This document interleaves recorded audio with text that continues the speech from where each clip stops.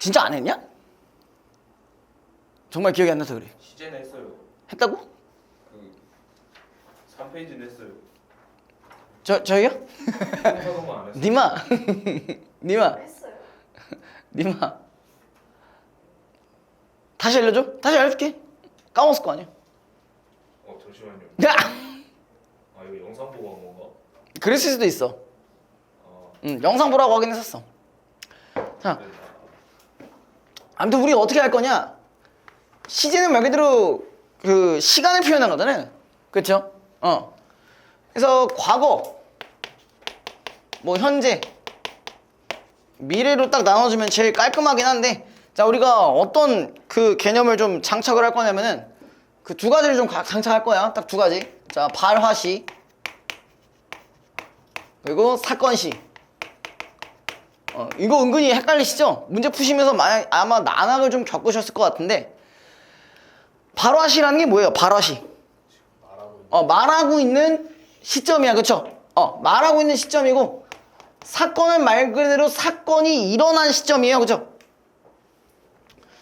그래서 보통 과거 시제 얘네들을 도식화하면요, 뭐가 먼저 일어나요?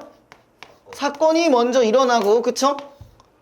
이렇게 되고 발화가 이렇게 일어나는 거죠. 맞아요? 자, 그 다음에 현재는 같으니까 됐고, 자, 얘 같은 경우도 마찬가지. 자, 발화 시점에서 사건이 미래에 일어나는 거죠. 맞죠? 자, 이것까지는 어렵지 않으실 거예요. 자, 근데 여기서 어떤 얘기가 튀어나올 거냐? 여기서 중간에 앞선다라는 표현이 나올 겁니다. 앞선다. 자, 앞선다라는 뜻이 뭐냐? 먼저 일어났다고 생각하면 돼. 사실 이렇게는 쉬워. 근데 말로 풀어놓으면 뒤집니다. 자, 이렇게 하면 어떻게 해야 된다? 얘 과거 시제 같은 경우는 사건 시가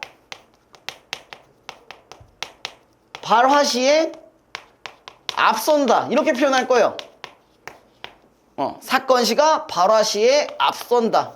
다시 한번, 앞선다라는 얘기는 자, 먼저 일어남이라고 생각하시면 돼요. 먼저 일어남. 이해됐어? 벌써 졸려? 나 아무것도 안 했는데. 야! 근데 여러분들이 이걸 인식 안 하고 그냥 과거 시제, 뭐 미래 시제 이렇게 무지성으로 푸시면 네, 좆될 수가 있겠죠. 그죠? 자, 반대로 얘는 그럼 어떻게 표현해야 되냐? 발화시가 사건 시에 비해 앞선다. 그죠? 혹은 사건 시보다 발화시가 앞선다. 이런 식으로 말장난을 오지게 칠 수 있겠죠? 자, 여러분들은 뭘 잘 봐야 돼? 야, 씨. 자, 연결어를 잘 보셔야 돼요. 연결어. 뭐뭐보다 앞선지, 뭐뭐에 앞선지, 이걸 잘 생각해야 돼. 예를 들어서 사건 시가 발화 시에 앞선다라고 했으면 다시 한번 뭐라고? 사건이 먼저 일어난 거니까 과거라고 했어요. 알겠죠? 국어는 말장난이 존나게 많아요. 여러분들 이거 캐치 못하면 틀리는 거야. 우리가 국어가 뭐 개념 외운다고 끝나는 게 아니에요. 개념 외우는 게 시작이에요. 그거에서 이제 무한히 뻗어나가고 무한히 변형되고 그런 이제 문제들을 직면했을 때 여러분들이 이거를 해결을 하셔야, 그래야 점수가 나와. 그래서 제가 암기할 부분은 정말 최소한으로 말씀드리는데, 이제 그것도 안 외우면 진짜 문제 풀기 너무 빡세요. 왜냐면 문제는 내기 나름이거든요. 근데 이게 반대로 어떤 걸 의미하냐면은, 여러분들이 개념적인 걸 정확히 알고 그 다음에 거기서 말장난을 잘 파악하실 수 있다 하면은 여러분들은 고3 문제도 쉽게 풀 수 있어요. 그리고 여러분들 주의해야 될 거 또 뭐가 있었냐? 특히 문법에서 보기가 있잖아요. 문법에서의 보기는요, 자, 얘네 보면은 뭔가 우리가 일반적으로 외운 거 외에 특수한 사례가 나오는 경우도 있었어. 그쵸? 우리는 그럼 그 보기에 따라야 돼요? 따르지 말아야 돼요? 따라줘야 돼요. 근데 여러분들의 문법 그 문제 패턴이 그러합니다. 예. 그러니까 보기가 나왔다고 한다면은 어쨌든 거기에 정보를 가져가셔야 돼. 보기를 안 보고 그냥 여러분들 문법 예전에 중학교 때 내신 외웠던 대로 해봤잖아요? 그러면 다 틀려요. 무슨 말인지 알겠어요? 예를 들어서 이런 게 있어요. 우리 높임 표현 중에 여러분들이 배우지 않았지만 압존법이라는 게 있습니다. 압존법이 뭔지 아세요? 물론 여러분들이 앞으로도 쓸 일은 없을 겁니다. 군대 같은 데에서 많이 썼었거든요. 근데 요즘 군대에서도 그런 걸 안 써요. 예를 들어 김지호 병장이야. 김지호 병장이고 저는 이등병이고요. 그리고 얘는 김민주 씨는 상병이야. 그래서 이제 지호한테 우리 지호 병장님께 정민준 상병에 대한 얘기를 해야 돼. 그래서 이지호 병장님이 와가지고 야, 그 민준이 어디 갔냐? 그러니까 누구 말씀이십니까? 그래서 그거 너무 꼽이고 잠깐만요. 누구 말씀이세요? 그 있잖아 정민준 씨 뭐 하냐고. 그러니까 그 정민준 상병님 지금 청소하러 가셨습니다라고 하면 이제 뒤지게 쳐맞았어. 요즘은 안 그렇습니다. 그래서 어떻게 얘기해야 되냐면은 정민준 상병 저기 청소하러 갔습니다. 로 바꿔야 돼. 자, 아까 뭐가 다른 거야? 가셨습니다. 이지랄 했다가 개쳐맞는 거야. 그런 게 이제 만약에 보기로 나온다. 면 그거에는 맞춰서 풀어줘야 돼. 그런 것도 있어요. 물론 여러분들은 겪을 일이 없습니다. 이미 군대를 나중에 갈 거니까. 안 간다는 말은 못 하겠어요. 나중에라도 가겠죠. 예. 그런 측면에서 우리가 저번 중간 때에서의 보기와는 다르게 문법에서의 보기도 적용을 좀 하실 수 있어야 돼요. 자, 그래서 과거, 현재, 미래 시제를 기준으로 했을 때 우리가 표현할 수 있는 포인트가 세 가지가 있었어요. 첫 번째는 선어말 어미가 들어갈 것이고요. 그 다음에 두 번째는 뭘까요? 알아요, 몰라요? 알아, 몰라? 아무도 모른다고 한다. 질문이 뭐죠? 뭐야, 너 지금 뭐 하는데? 저 제 말 듣고 있는 거예요? 자, 관용사형 어미. 관용사형 어미가 있고, 그 다음에 마지막에 뭐가 있냐? 시간부사가 있습니다. 이렇게 세 가지로 표현돼요. 자, 과거의 선엄한 시절이라고 한다면은 대표적으로 나오는 게 예? 과거. get이요? 까르게 get 죄송합니다. 어시 있었어요. 현재는 니은 이렇게 있고 미래에는 미래가 계시겠지. 미래가 계십니다. 근데 여기서 조금 더 주의할 거는 뭐냐면은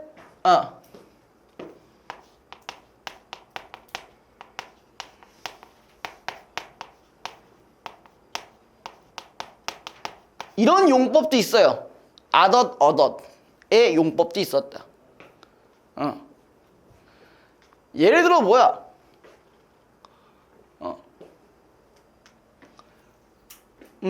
나는 여자친구를 만났었다. 자, 이 차이가 이거는 어떤 추가적인 기능이 있는 건가? 그거요. 대과거? 영어 좀 치셨나 보네요. 예. 자, 그러니까 얘는 뭐야? 과거에는 했지만 현재에는 안 하고 있는 거죠. 근데 여기 같은 경우는 어때? 과거에는 했는데 현재는 하고 있는지 안 하는지 모르는 거야. 나 여자친구 만났다. 그래 뭐 지금 만났을 수도 있고 이전에도 만났을 수도 있고 그러니까 지금 예전에 만났고 지금 만나는지 안 만나는지는 몰라. 그래서 얘는요. 자, 이런 문제가 있습니다. 현재 시점에 대해서 지금도 하는지 안 하는지에 대한 중의성이 있습니다. 그래서 그걸 해소하기 위한 방안이 이겁니다. 그럼 얘는 확실하잖아. 그치? 과거엔 했지만 지금은 없어요. 만났었어요? 예. 누가요? 너가요? 거짓말하지 마세요. 잠깐만요. 아무튼 왜? 어딜 봐. 여기 뭐 없어 이제. 지웅이도 없고 걔도 없어. 응. 알겠죠? 어떤 차이인지 확실히 알겠죠?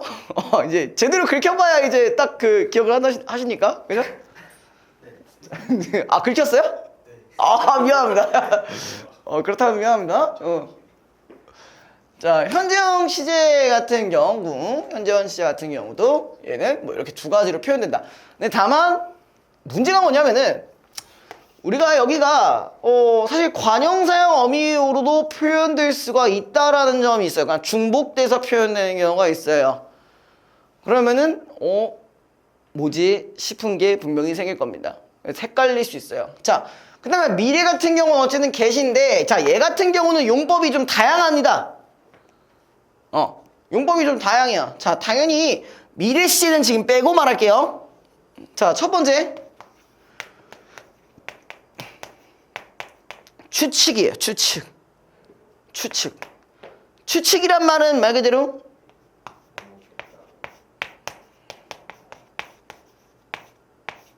셋 다 표현이 가능해요. 셋 다 표현이 가능하고, 예를 들어 어제 민준이가 농구를 했겠구나.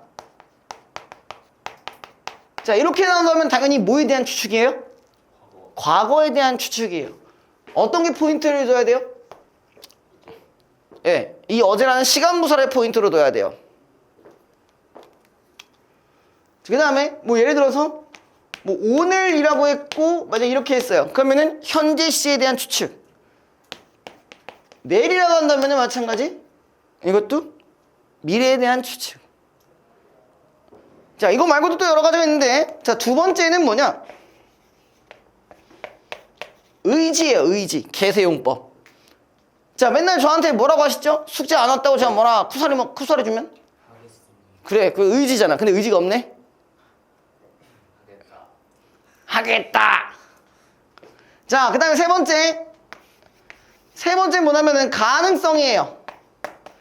자, 이 가능성이라는 얘기는 죄송해요. 또 한 번 긁어볼게요. 뭐야, 이런 거야. 우리 할머니도 너보단 잘하겠다. 과제를. 우리 할머니도 너보단 잘하겠다. 이런 가능성. 적어줄까요? 적어주는 게 나으려나?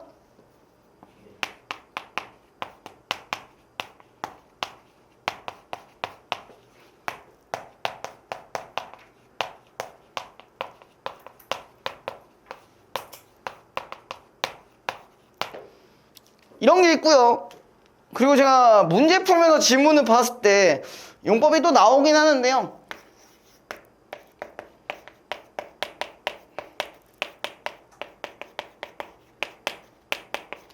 완곡한 표현일 때도 쓰기도 합니다. 예를 들어서 민준아, 다음 수업 때까지 과제 잘 해올 수 있겠니? 완곡한 표현이죠.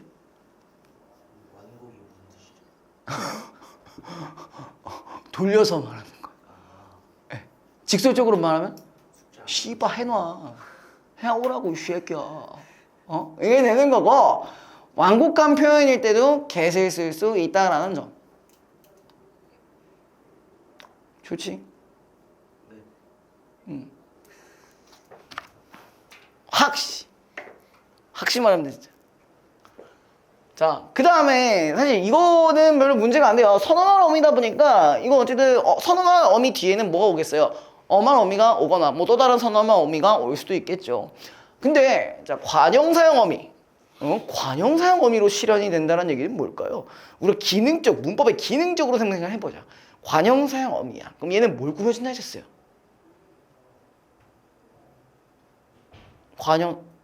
벌써 까먹었어요?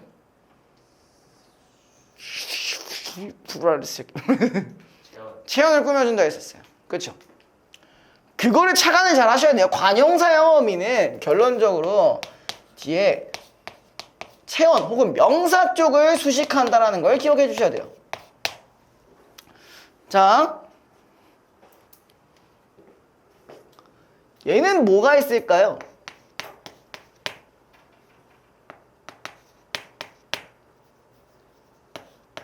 이렇게 됩니다. 먹은 것, 먹던 것, 이런 식으로. 거기 나와 있죠, 그죠? 거기도 만난, 만난 같은 경우는 니은으로도 표현이 되는 거죠? 근데 여러분들이 이거랑 자 이렇게 볼게. 자, 예를 들어서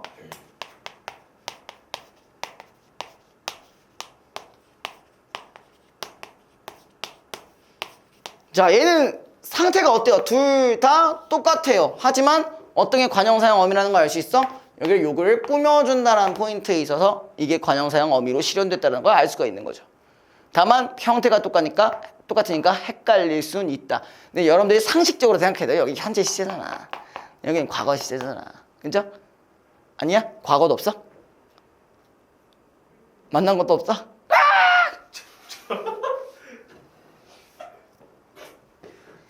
과거는 있어요.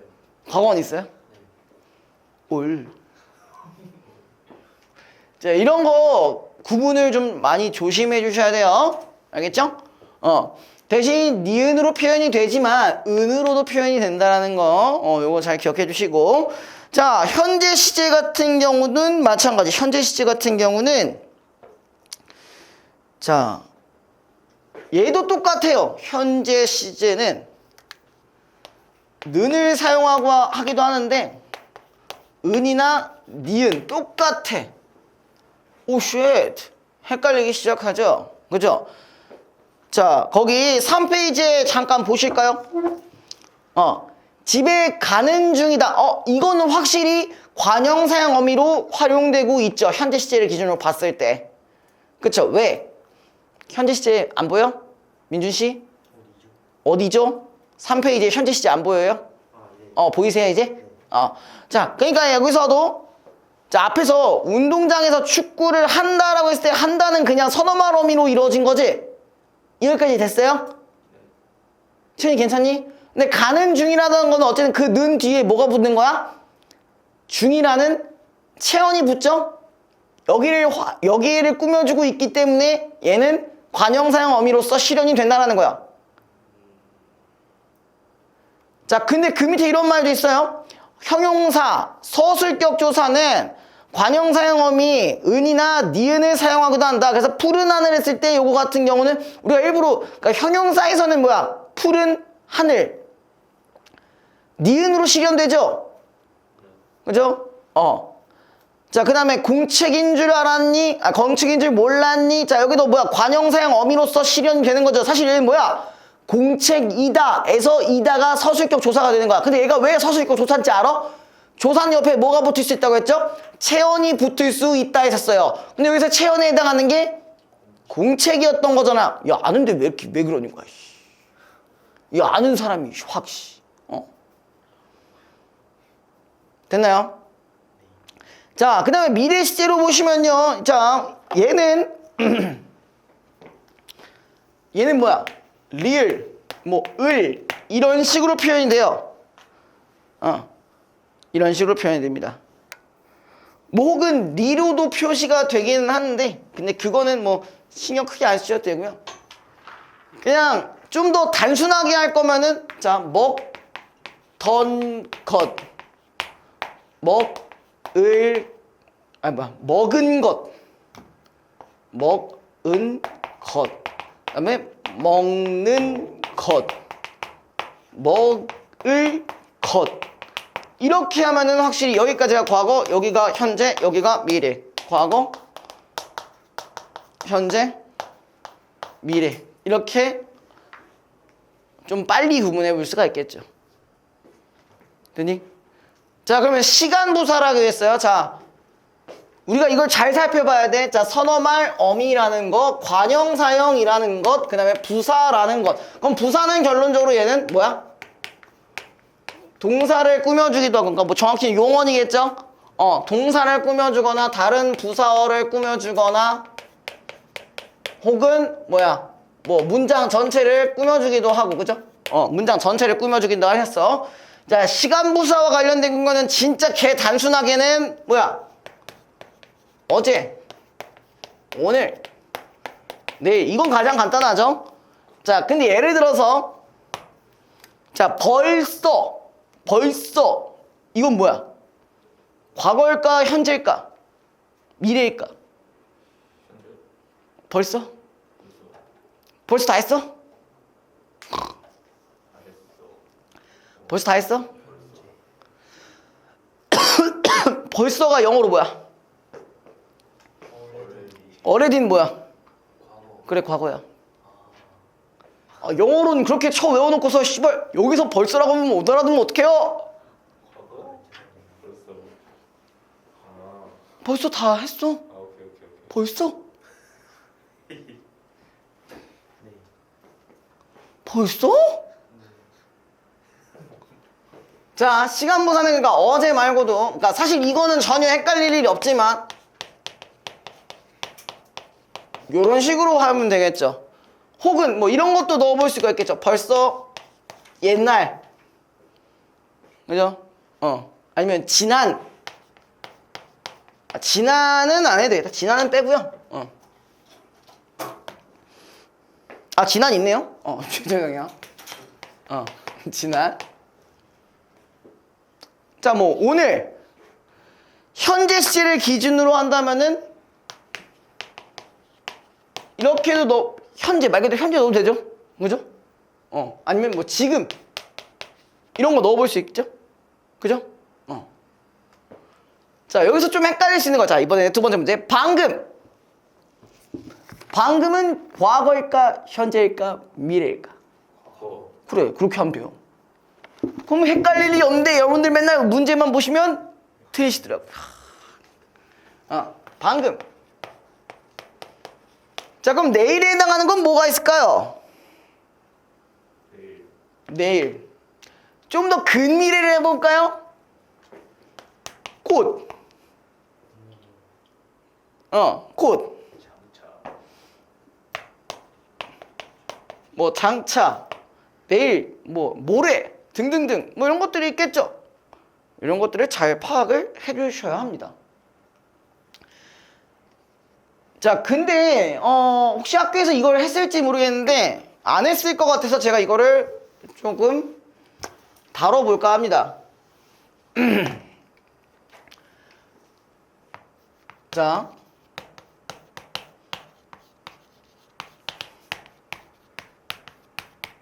아이고.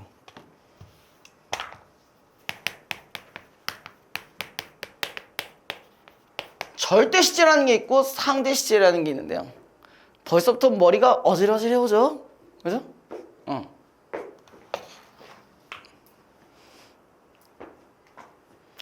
자, 이를테면 나는 이렇게 오늘 왜 이렇게 꼬이죠? 나는 어제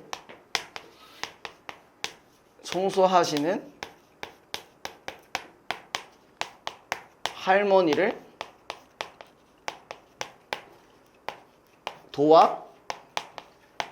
도와드렸다. 뭐 이런 문장이 있다고 해봅시다. 자, 절대 시제는 뭐냐면 말 그대로 이 문장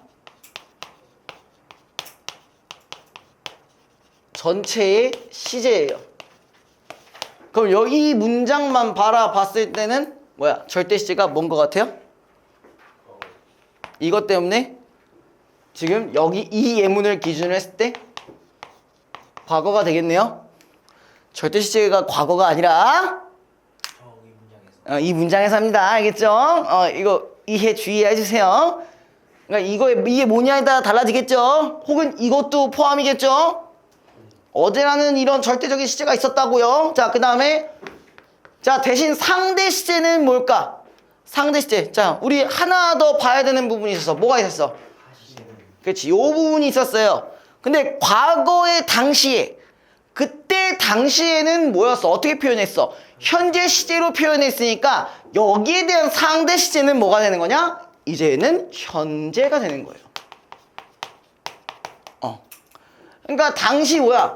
사건이 일어났던 사건시를 기준으로 했을 때 이걸 기준으로 했을 때 현재로 표현했다면 상대 시제가 현재가 되는 거예요. 그럼 예를 들어서 이거를 이렇게 한번 바꿔보자고요. 자, 이거를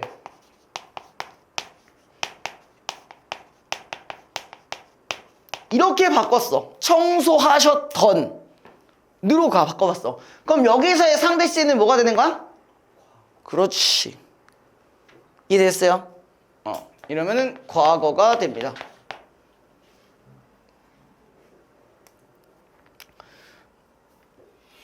자, 그 다음에 시제하면 또 나타나야 되는 게 동작상에서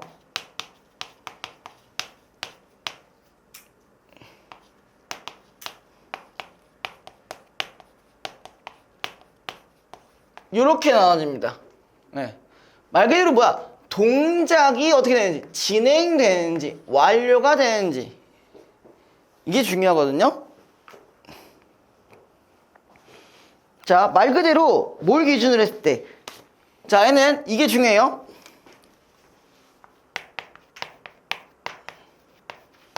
바라시를 기준으로 했을 때 동작이 진행하냐 완료하냐 단순히 이겁니다.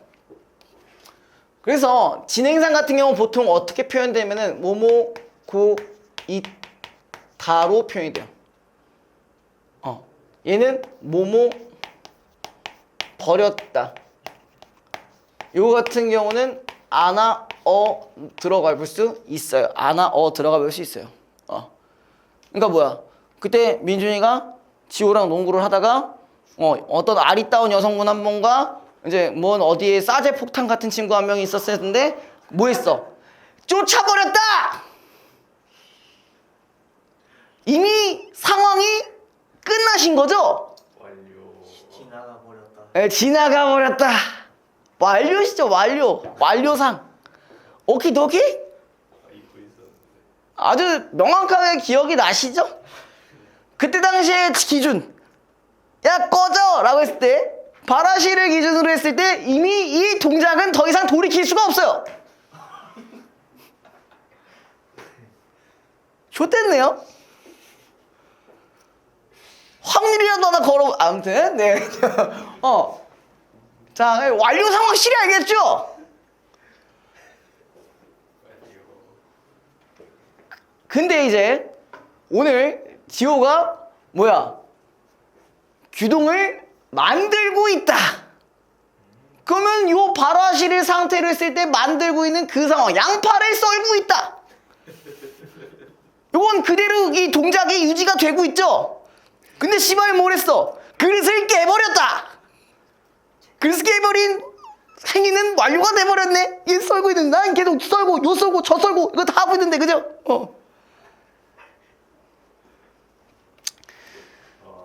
제가 이렇게 똥꼬쇼를 하는 만큼 제발요 기억하라고 씨발 뭐. You thinking? Yeah? Remember Remember that. that? Fuck a man. 자, 얘는 다 뭘로 표현되고 있냐?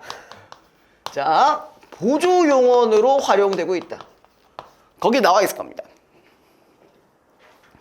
뭐라고 나와 있어요? 다 보조용어로 된 거 맞죠? 뭐뭐 고 있다, 가다 등을 사용하여 나타내고 있다. 그죠?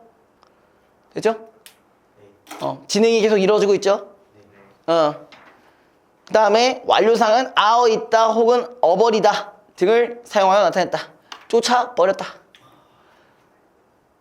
이런 거 필기하라고, 이런 거. 이런 거 필기하라고요. 뭐 예문 다시 얘기해줘요?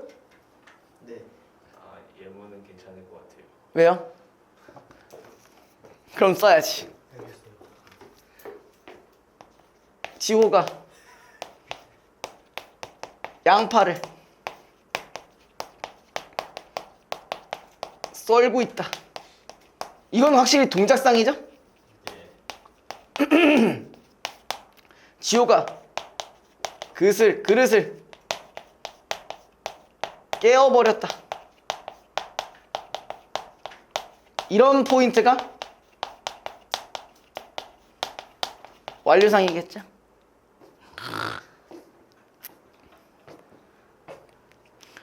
지금 괜찮으세요? 이해됐어요?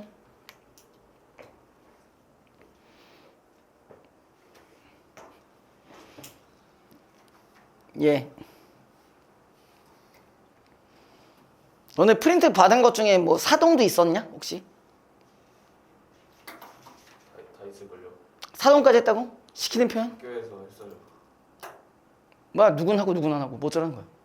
학교에서 쌤이 말한 거 같아요. 했어? 네, 비동사로. 비동사동을 했다고? 그러니까 언급을 했어요.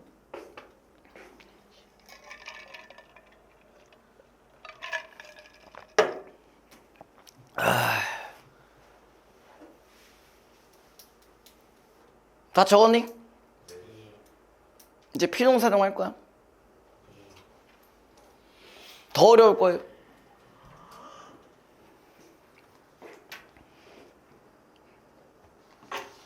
그러니까 제가 여기서 적어드렸을 때 가져갈 수 있는 거는 최대한 가져가세요. 필기할 건 최대한 해주시고. 예문 적어드렸으니까 시간 표현에서는 발화시와 사건시를 기점으로 한다는 건 이제 알아셔야 되고, 과거나 미래냐에 따라 앞선다라는 말 그런 거 혼동하지 마시고요. 접속어 잘 확인해 주시고요.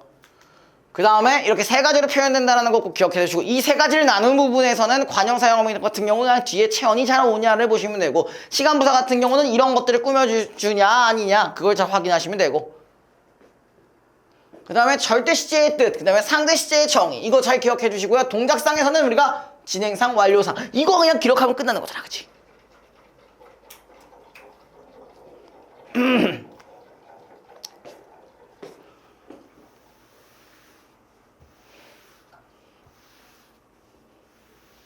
그럼 말 나온 김에 그냥 피동사동 깔쌈하게 다 해버립니다.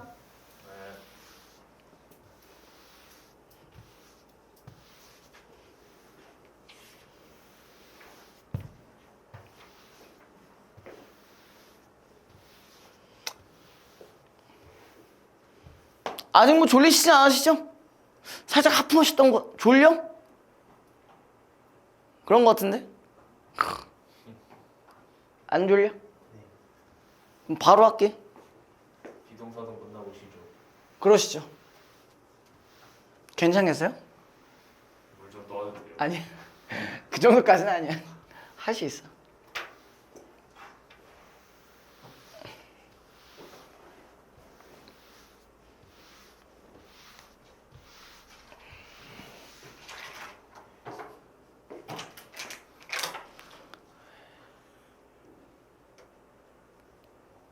님만 주겠니?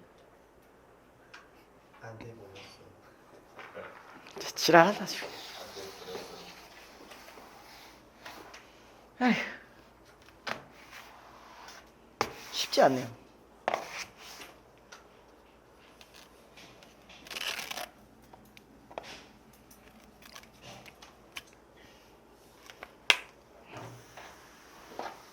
자,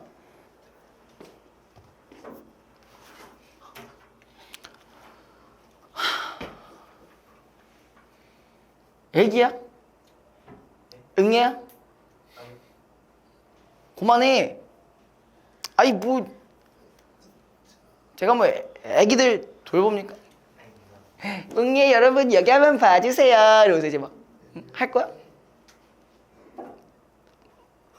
점심에 먹은 게 얹힐 것 같다면 기분 탓입니다.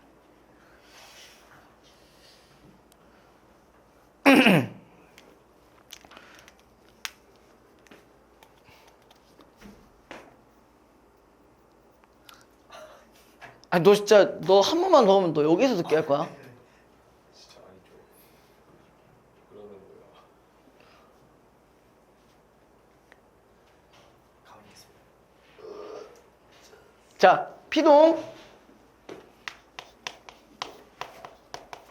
피동이야 여러분들이 뭐야 영어에서 이미 많이 들어보셔서 알 겁니다. 수동태라고도 하죠.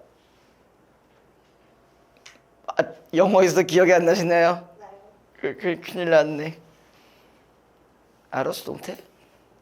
네. 수동태 알아? 네. 그게 뭐야? 동태야? 와 뭐였더라? BPP.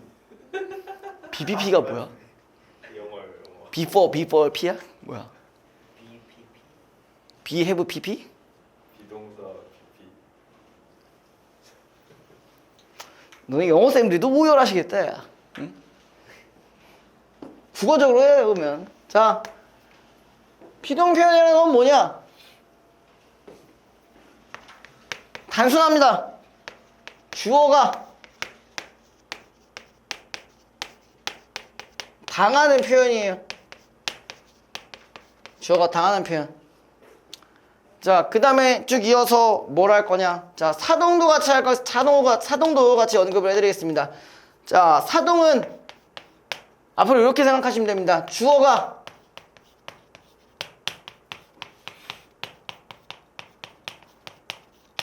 시키는 표현이에요. 주어가 당하는 표현, 주어가 시키는 표현. 사동이 좀 익숙하지 않으신가? 안 익숙하시죠, 생각보다. 이것도 영어에서 배운 바가 있습니다. 뭐냐? 내가 뭐 올렸을 것 같아? 가운데? 발가락? 뭐 올릴 수가 있어요. 너 볼 순 없잖아. 자, 사역동사라고 들어보셨어요? 네. 그거예요. 사역동사가 뭔데 근데? 메이크 헤브 레시오.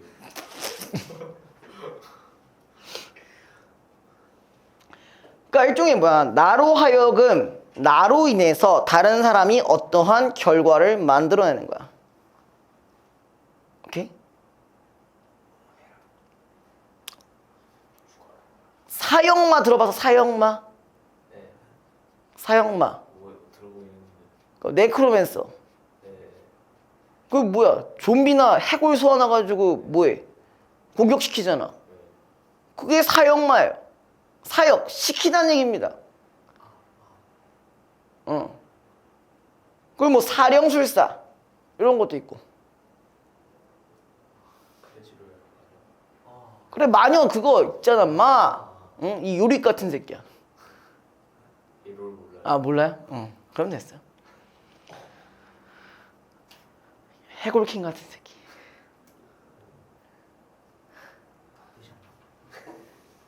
해골로 만들어 버릴까?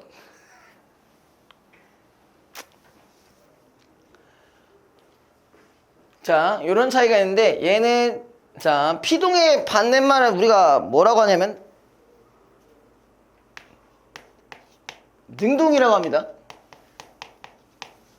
그리고 사동의 반대말은 뭐라고 하냐면 주동이라고 합니다. 근데요, 여러분들 헷갈리지 않으셨으면 좋겠어요.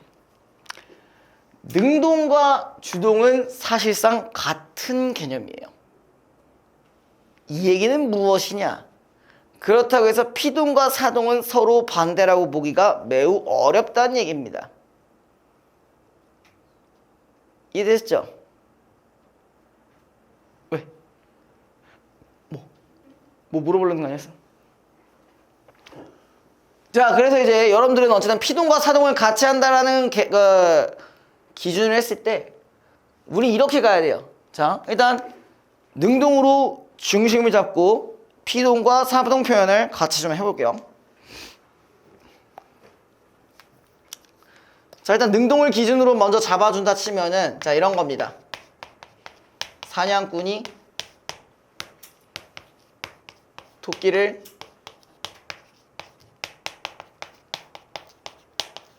잡았다. 이런 문장이 있다고 해보자. 이건 지금 뭐라고? 능동이라고. 능동. 자, 여기서 피동으로 가본다면 자 뭐라고 했어요? 주어가 당하는 거야. 그럼 여기서 당하는 애가 누구니? 토끼죠. 그럼 이걸 바꿔줘야겠네. 토끼가 그렇죠. 사냥꾼에게 잡혔다. 네.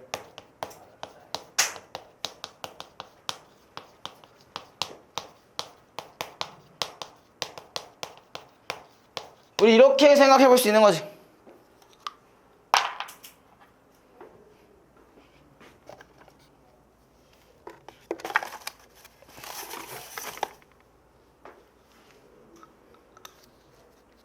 자, 그 다음에 사동을 보면 뭐라고요?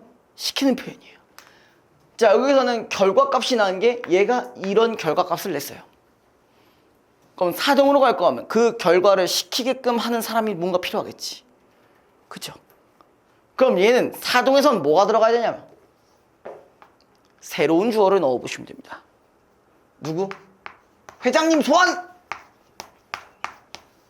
회장님이 사냥꾼에게 토끼를 잡게 하다. 지금 뭐가 나왔다고요? 새로운 주어가 나왔어요. 그죠? 이게 나왔고요. 자, 여기가 피동이었고 여기가 사동이란 말이 나왔죠. 그죠? 자, 이제부터 본격적으로 가볼게요. 자, 피동 표현에서는 버전이 두 가지가 있어요. 짧은 버전이 있고요. 긴 버전이 있어요. 각각 얘를 단형 피동이라고 하고요. 얘는 장형 피동이라고 해요. 자, 이제부터 들어갈 양 상당히 많습니다. 상당히 많아요. 자, 그래서 얘는 다른 말로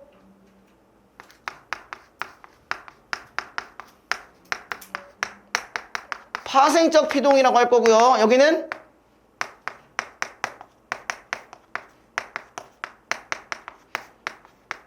통사적 피동이라고 할 거예요.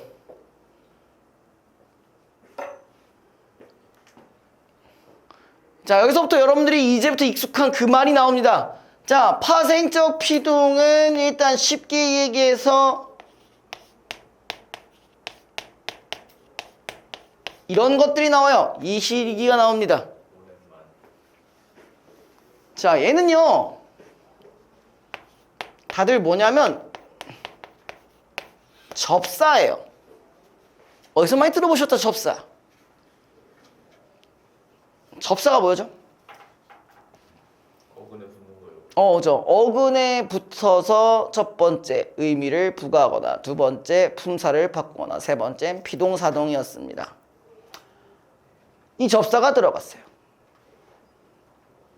자, 여기서 여러분들이 이전에 제가 의문 때 쳐줬던 부분들을 기억하셨다면 그 빌드업을 할 때 가장 기억이 남는다고 하신다면은 왜 이게 파생적 피동인지를 알게 되실 거예요. 왜냐? 어근과 접사가 합치면 뭐가 되는 거였어? 파생어였어요. 그럼 이 새끼가 파생적 피동이라는 건 접사가 들어갔기 때문에 파생적 피동이 되는 거구나. 그래서 짧아지는 거구나. 한 글자밖에 안 쓰는구나 라고 보시면 됩니다.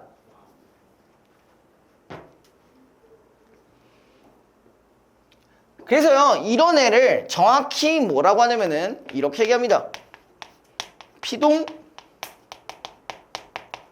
전미사라고 해요. 피동 전미사. 자, 얘는 자, 그에 비해서 긴 피동 같은 경우는 뭘 넣어주시면 되냐면요. 자, 두 가지예요.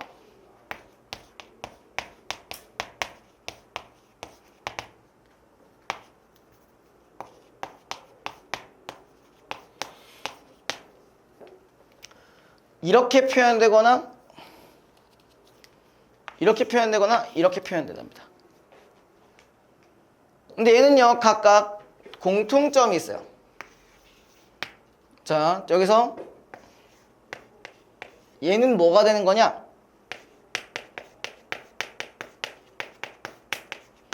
연결어미예요. 제가 연결어미 외웠을 때 개, 지, 고, 이 얘기했었죠.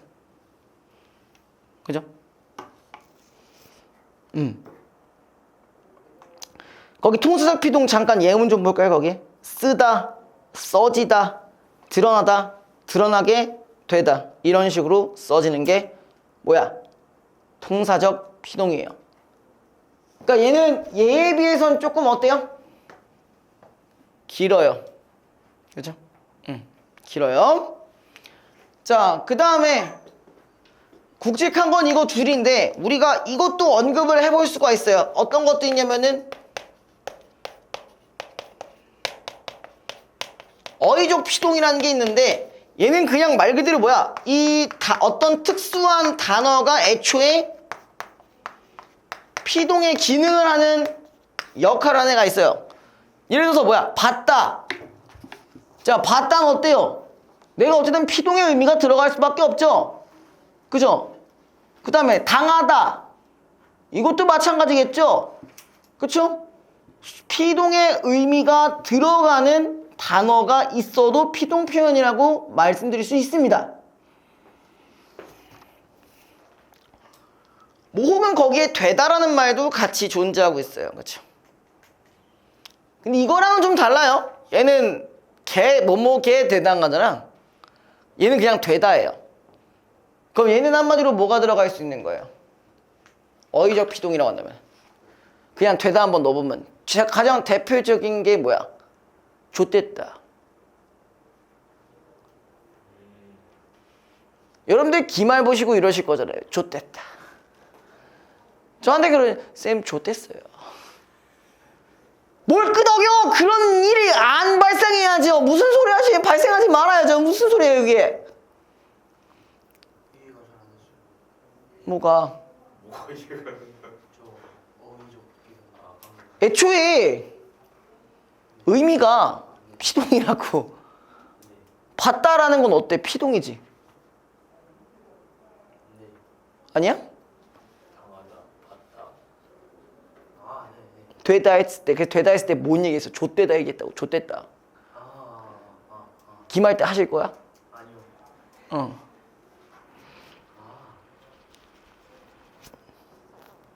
안 돼요. 네. 자, 그래서 아무튼 피동에 대한 얘기는 이런 식으로 볼 수가 있고요. 자, 그 다음에 아직 멀었어요. 할 게 아직 있습니다. 자, 여기서 쭉 다시. 자, 우리가 피동 표현이라고 해서요. 중복되면 안 되는 경우가 있습니다. 중복되면 안 되는 피동. 그걸 우리가 뭐라고 하냐면은 네, 이중 피동이라고 해요. 이중 피동. 한마디로 뭐야?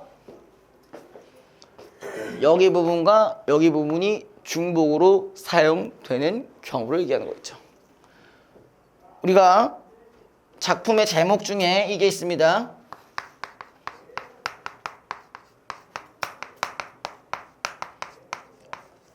이런 작품이 있었어요. 쉽게 쓰여진 시. 자, 이중피동은 참고로 문법상 틀렸습니다. 자, 여러분들이 형태소 분석이 좀 되신다면 이게 왜 이중피동인지 알게 될 거예요. 자, 한번 나눠볼까요? 쓰여진 스 이 니은이 여기 들어가야 될까? 여기 들어가야 될까? 뒤에. 이렇게 들어가야 돼요. 그럼 어떻게 나눠볼 수 있어요? 이 이렇게 할 수 있죠. 자, 얘는 어디 있어요? 파생적 피동에 있어요. 여기는 어디 있어요? 통사적 피동에 있어요. 그럼 이게 둘이 정복되면 안 된다. 그래서 뭘로 바꿔야 된다? 첫 번째. 그쵸? 이렇게 바꿀 수 있죠. 얘만 살려서. 그럼 만약에 얘를 살린다라고 보면 이쪽을 살린다고 했을 때는 그렇지. 한마디로 뭐가 되면 안 된다? 중복이 되면 안 된다. 중복이 되면 안 된다. 아예 허용이 안 돼요. 아니면 그냥 되는 경우도 있어요. 되는 경우도 있는데 그건 너무 많고 예외적인 게 많아서 문제에 여러분들이 문제를 마주하셔야 됩니다. 근데 안 되는 거, 이 안 되는 경우를 설명하는 게 여러분들한테 더 편해서 이걸 먼저 말씀드린 거예요.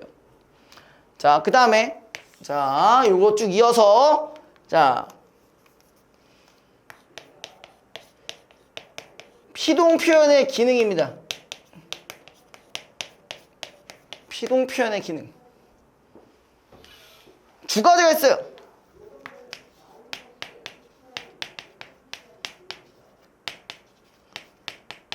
책임 회피인 경우. 족구 좋아하시죠? 좋아했지만 좋아하는 사람 못 만났을 뿐, 그죠? 그랬는데, 자, 여러분들이 두 분이서 족구를 하다가, 뭐야, 갑자기 체육관 유리창을 깨먹었어요. 좆됐네요? 좆되다. 뭐라고? 그것도 비동표현. 선생님이, 그래서 체육 선생님이 헐레버덕 뛰어가지고, 이거 씨발 누가 깼어! 라고 하는데, 두 분 다 잘못한 게 없다고 하고 싶은 거야. 그래서 뭐해? 선생님, 창문이 깨졌어요. 누굴 숨긴 거야? 그 행동을 한 주체를 숨긴 거야. 자, 여기서 뭘 숨긴다고 다시 한번? 행위의 주어, 그러니까 행위의 주체를 숨겨요. 그죠? 주체를 숨겨서 피동 표현으로 뭐라고 얘기해? 선생님, 창문이 깨졌어요. 되죠? 의도적으로 주체를 숨긴 거죠. 그쵸? 의도적으로. 그죠? 자, 두 번째 기능. 두 번째 기능은 뭐냐면,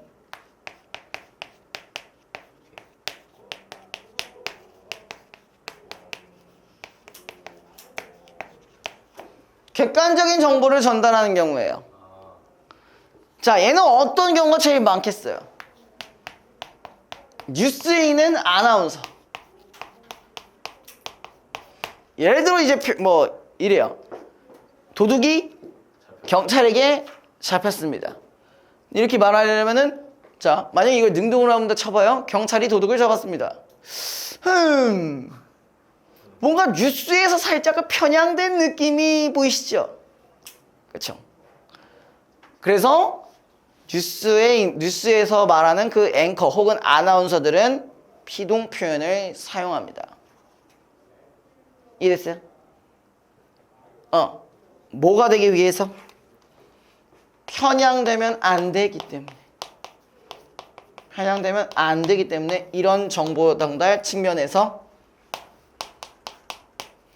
도둑이 경찰에게 붙잡혔습니다.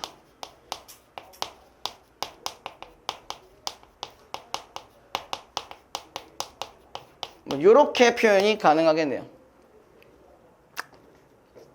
자, 이런 피동 표현 끝. 사실 이 개념이 어렵겠어? 문제가 그지 같겠지.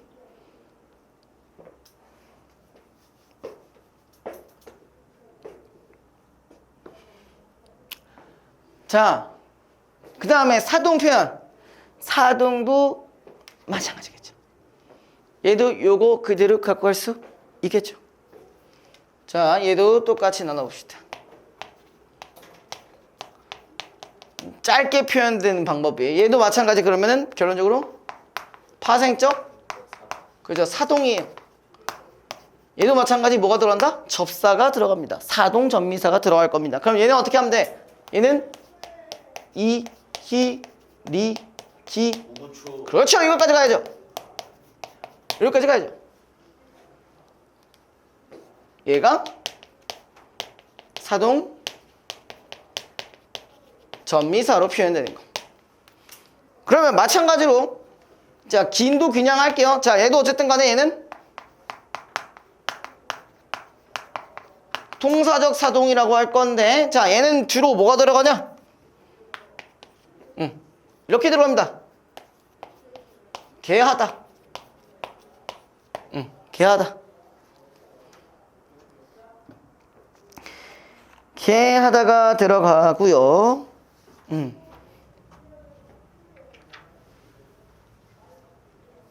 그 다음에 얘 같은 경우는 요 정도로 보시면 되겠습니다.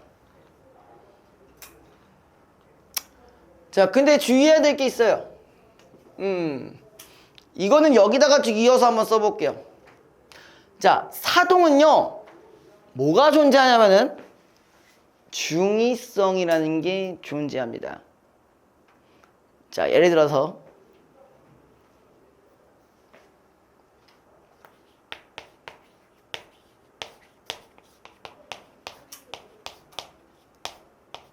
아이에게 옷을 입히다. 자, 이거 입히는 행위만 봤을 때 얘는 어떻게 해석돼요? 사동.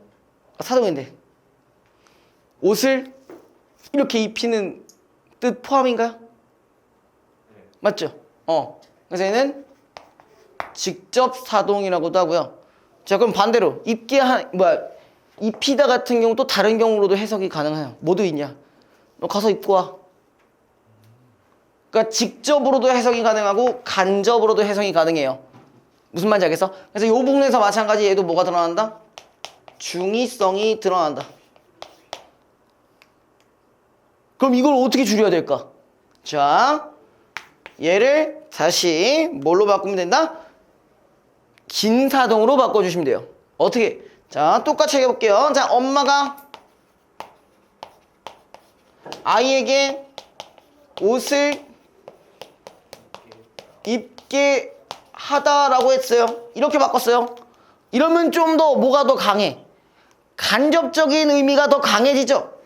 맞아요. 그럼 여기서는 간접적인 의미가 훨씬 더 드러난다는 점. 이걸 잘 기억해 주세요. 그냥 간접 의미만 가지는 거 아니에요?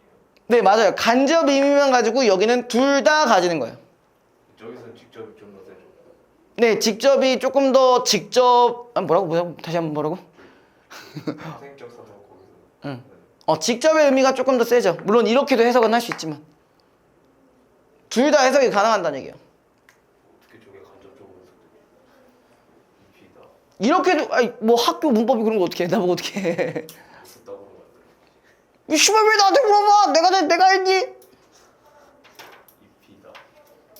자, 우리 지금 집중력 떨어지시면 안 돼요. 지금 아직 할 거 많습니다. 지금 여러분들이 원했던 것처럼 지금 폭풍으로 몰아치고 있는 거 보이시죠? 할 때 이해를 똑바로 안 하냐? 해야죠. 자, 그 다음에 우리 이 얘기를 이제 언급을 했으니 이제 뭘 해야 돼요? 이중사동할 차례예요. 자, 이중사동. 이중사동도 있습니다.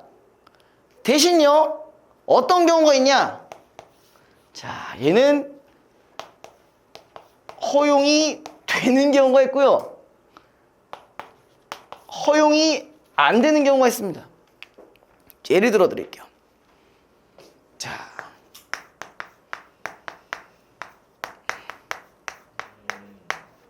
이런 친구들. 자, 또 용언이 나왔으니까 무슨 사고를 해야 돼요? 원형적 사고 해야 된다 했어요. 럭키 비키잖아, 그죠? 재우다. 원형이 뭐야? 자다. 그러면 형태소로 나눠주면 자, 이, 우, 다가 되는 거잖아. 그럼 얘 같은 경우는 뭐야? 요 부분이랑 요 부분이 요 부분이 중복이 되네요. 하지만 우리 이렇게 쓰죠? 세우다. 얘도 서이우다. 얘도 태이우다. 이런 식으로. 자, 그러면은 얘는 뭘 허용한다는 거냐면은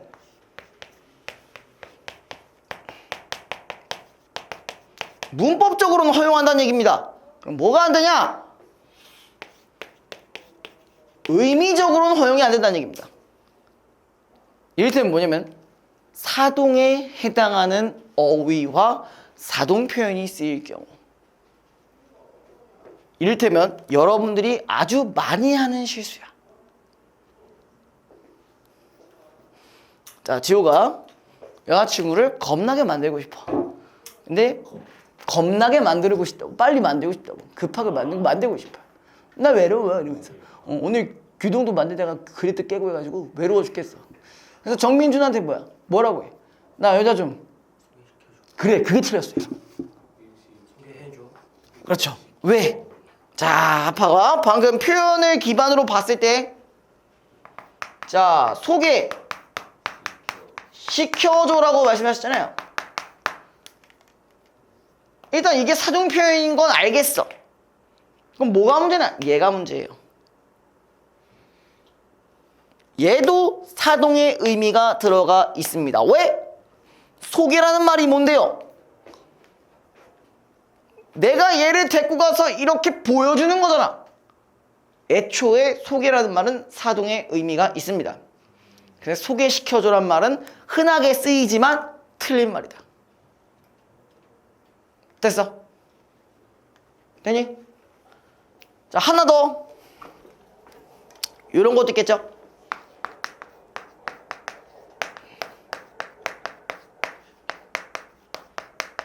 이것도 틀렸어요. 왜? 아까랑 같은 이유로? 이게 사동의 의미니까. 교육이 뭔데요? 이미 제가 하고 있어요. 제가 여기서 뭐야? 그래, 요 얘기를 막 똥꼬쇼를 가면서 여러분들한테 뭘 해줘? 지식을. 그죠? 전달해줘요. 주입해줘요. 주입식 교육이라고 하죠. 아무튼 이 교육이란 말도 사동의 의미를 갖고 있기 때문에 중복이 되면 안 된다. 오케이? 예. 자, 그 다음에 또 우리 이것도 안 하면 섭하겠죠.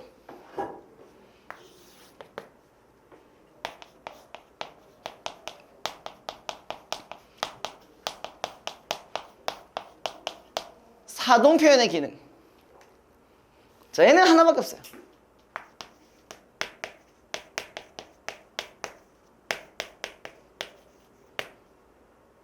책임을 강조하는 역할. 근데 이건 그냥 말하면 뭔 소리인지 모를 거야. 자, 때는 몇 년 전이죠? 거의 한 25년 전인 것 같은데 초등학교 2학년 때였습니다. 자, 여러분들 초등학교 반장 해보신 분, 초등학교 때 반장 해보신 분 아무도 없어요? 친구는 안 해봤어요? 뭐야, 다 아이들밖에 없어? 이 없어, 이? 근데 왜 그래?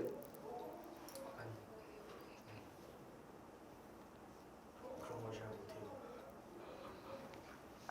너 MBTI 뭐야? 이 SFJ. F? F긴 하다. 자, 아무튼 그 여러분들 그럼 반장 안 해보셨다 치면은 그 초등학교 때 반장들 하는 일이 뭡니까? 청소하는. 아, 청소해줘요? 애들 이끌어.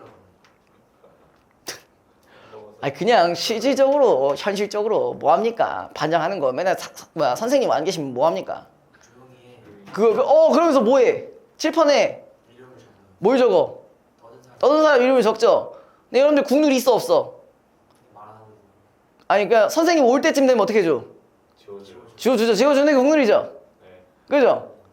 근데 만약에 내가 반장을 좀 열심히 했다라는 그 어필을 하기 위해서 지워주지 않고 선생님 제가 애들을 조용하게 했습니다 이 지랄을 떨면 어떻게 되는 거야? 저 맞아요. 누구한테요? 학생들한테. 아, 친구들한테 처음 왔겠죠? 그리고 그 다음 달부터 인사가 들어올까요? 아무도 안 들어오겠죠? 네, 제 얘기입니다. 아, 네. 왜 주먹을 꽉 쥐신 거죠?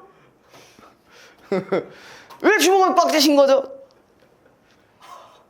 아무튼 그런 일이 있고 나서 뭐 저는 어차피 전학을 갈 생각이었습니다만 네. 네. 그러고 나서 제가 1학기하고 2학기 때는 바로 수원으로 전학 왔습니다. 오. 미친 새끼였죠. 책임 전가. 책임 전가가 아니라 책임 강조한다고요. 선생님! 제가 애들을 조용히 했어요. 조용하게 했어요. 좆된다고. 이렇게 쳐웃지마 말고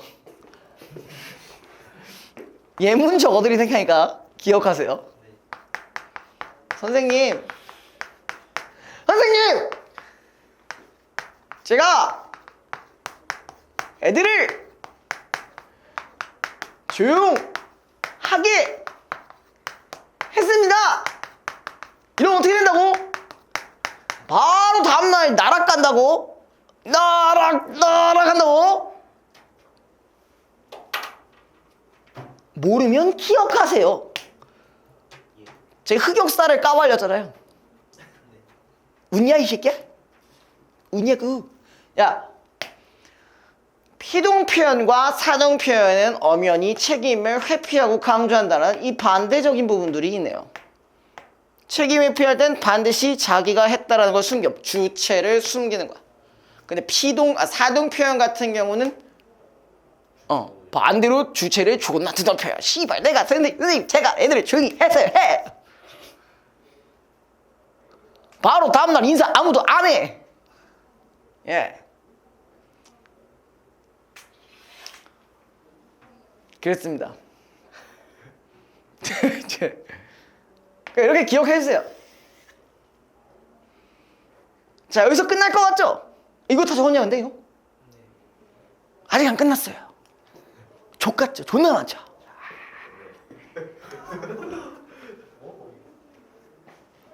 우후. 정신 차려라. 이것만 끝나. 이것만 하면 끝나겠죠?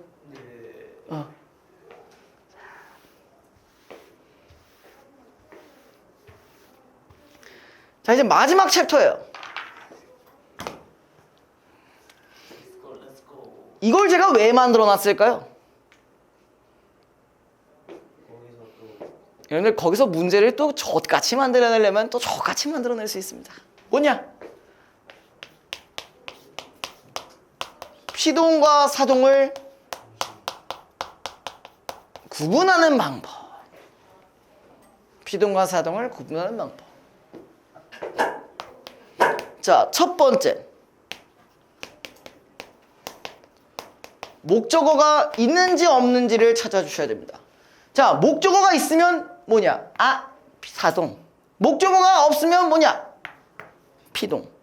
자, 이렇게 하면 구분하기가 쉬우실 텐데 제가 그래도 혹시 모르니 예문 한번 더 들어볼게요. 자, 동사는 뭘로 갈 거냐? 물리다로 갈 겁니다. 물리다. 코인에 물리다 이딴 소리 말고요. 뭘 아야 임마. 예? 물리다. 예. 자, 물리다는 사동으로도 할 수 있고요. 피동으로도 할 수가 있습니다. 자, 아까 방금 얘기했던 피동으로 한번 해볼까요? 나는 강아지에게 물렸다. 근데 잠깐만.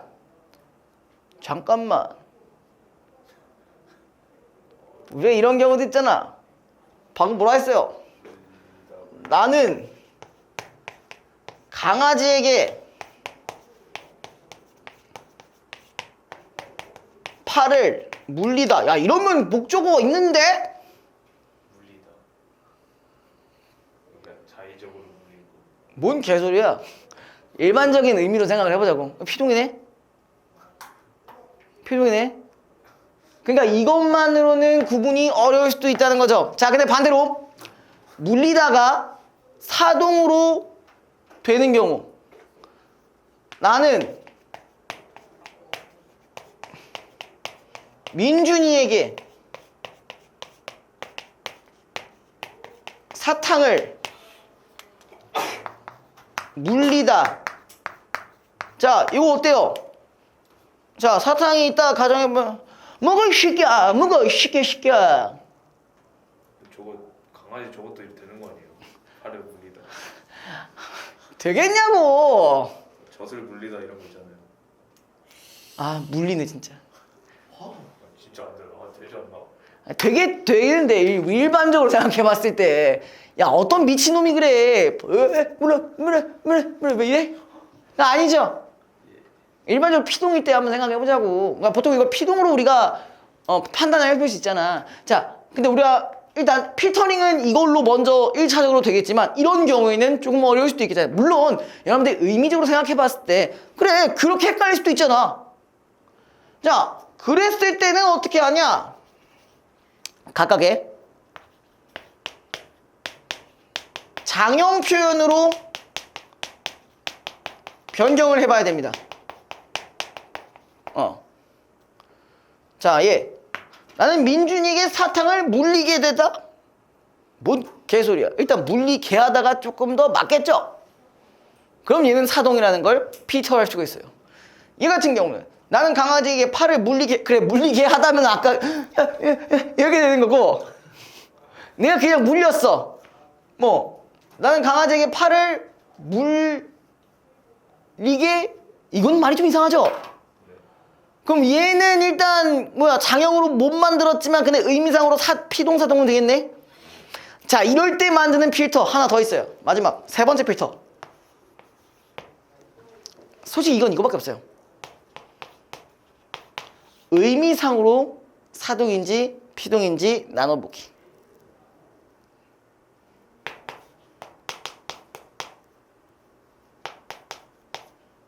오늘 왜 이렇게 안 되죠? 뭐가 잘 안 되니? 왜? 의미상으로 나눠봤을 때 피동인지 사동인지 이렇게 나눠보시면 됩니다. 피사동 끝!